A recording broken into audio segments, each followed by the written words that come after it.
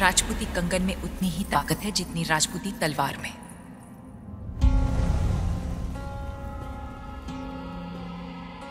A movie followed by months of controversy, vandalism, death threats and whatnot.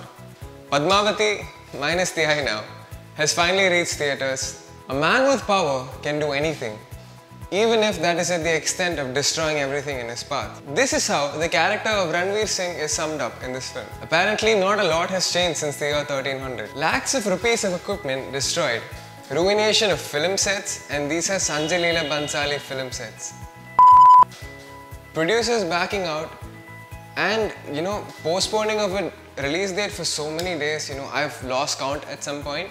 All this because people just can't deal with the fact that a poem that has some sort of historical relevance is being remade for the silver screen. Yes, people, there is absolutely no evidence that Padmini, who is the heroine of Padmavati, even existed in the first place. She's a fictional character that originated in a poem. It kind of really makes you think. I mean, nobody had even heard of Karna Sena until this whole controversy began, so publicity.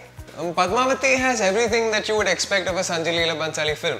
I mean, the cinematography is great, the score, that music that he brings to all his films, the beautiful, beautiful production design. I mean, the sets are absolutely gorgeous. The scale at which this film is made is pretty incredible. I mean, it's not the best I've seen from him, but it's still pretty up there. There are amazing stunt sequences, and the way that the war is actually picturized is quite gorgeous. And I have to say, special props as always for his songs. The way Sanjay Leela Bhansali visualizes his songs is something that I don't think anybody has come close to. I mean, the choreography, the way the characters move through the screen, and the way that the camera kind of complements them and moves alongside. And it's a culmination of a lot of beauty. Ranveer Singh in this film, who plays a sort of historically incorrect version of the Afghan king, Alauddin Khalji, is probably the standout performer of this film, I would say. And that's not exactly a compliment. When you make a character so one-sided and over the top and an equal mixture of somewhat evil and retarded, it's not really that hard to make him not seem interesting, because when you're not seeing Ranveer, you're just seeing these really, really long takes of Deepika and Shahid just looking at each other. And I have to say, this movie is around 2 hours and 46 minutes long, and during that span, there's a certain amount of seeing that on screen that I can take as an audience. Don't get me wrong, I mean, I love Deepika, like she's my future wife and everything. But there was just something that was just lacking about the writing of this film, because there wasn't, I mean, it's understood that the story is known by a lot of people. Even movies before this, wherein you know what the story or the plot actually is, but the narration and the way the characters are written, when that is more interesting, it creates more conflict. I mean, in this film, it's just that one pivotal main problem that we have, and the whole movie is just trying to head towards that one problem. I mean, there are no smaller problems. There's no character development in any of the characters that we've seen. They're all just born and shown to us on screen as the way they are for the rest of the film. Another flaw I would say with this film is, apart from these three main characters, there are a lot of other important characters as well who they sort of contribute to the plot a lot, but the problem was that they just kept coming and going whenever they were needed. Like when they were needed, they came on screen, and when they weren't, they just left. So we never really got enough time with these characters to actually feel for them. So that was kind of a letdown. But all said and done, the last 20-30 minutes of this film actually managed to bring tears to my eyes, because we know Sanjay Leela Bhansali is a competent director. I mean, his previous work has proved that.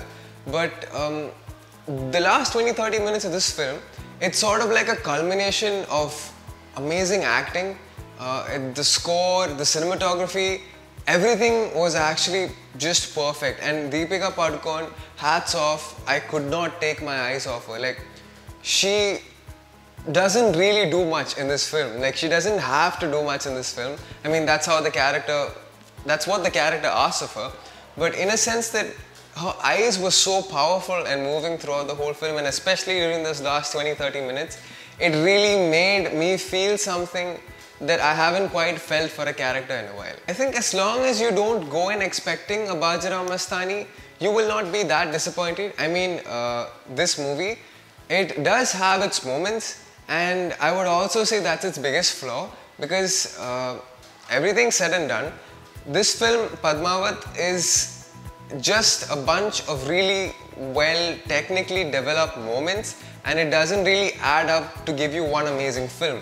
I mean, if you look at certain sequences in the film, they're actually quite interesting, they really grab your attention, but as a movie, again, not quite interesting. I mean, it doesn't really hold up. All that aside, more than the movie, I think that, and also the reason why this movie's got so much love and backing despite all the horrendous things that have happened during the production, is the way that people's attitude kind of showed on this film. I mean, like, forget about an artist's freedom and being able to put whatever you want on the screen. I mean, I've lost hope in the CBFC like a long time ago, and I think a lot of fellow actors have too, because there are just too many amazing films that have cuts that they shouldn't deserve, and the whole way that the CBFC is structured just completely messes with my mind. So I'm not going to get into that because I will start ranting, but there's a more basic level to this problem. When an extremist party like Karna Sena, when they destroy school buses and they vandalize public parks,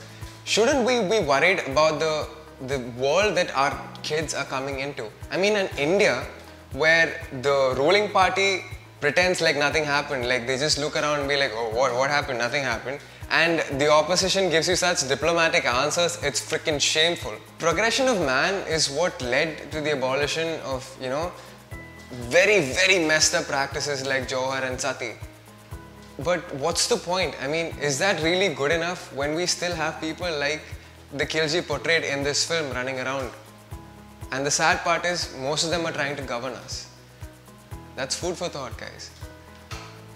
So, on a different note, our Film Patience is officially going to have a grand opening coming up very soon. We're going to have a bunch of different film-related merchandise out for you guys. So, stay tuned, check out our channel.